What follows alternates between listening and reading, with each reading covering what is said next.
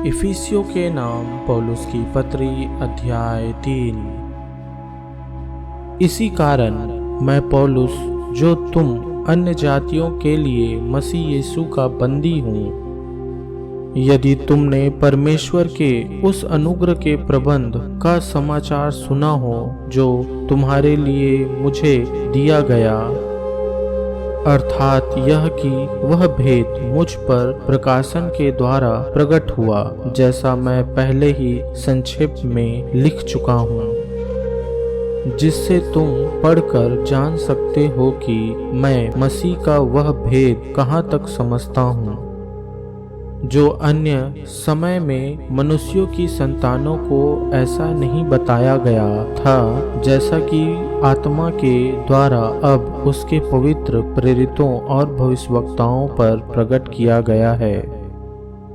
अर्थात यह कि मसीह यीशु में सुसमाचार के द्वारा अन्य जाति लोग मिरास में साझी और एक ही देह के और प्रतिज्ञा के भागी हैं।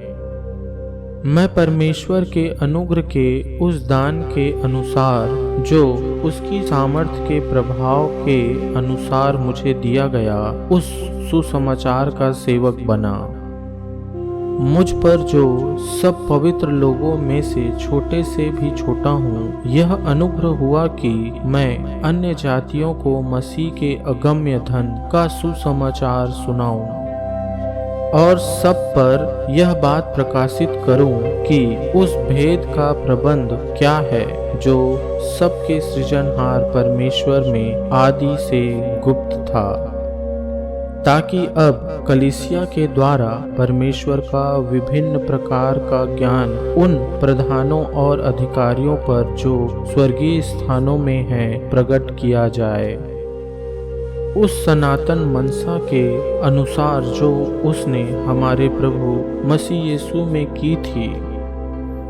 जिसमें हमको उस पर विश्वास करने से साहस और भरोसे के साथ परमेश्वर के निकट आने का अधिकार है।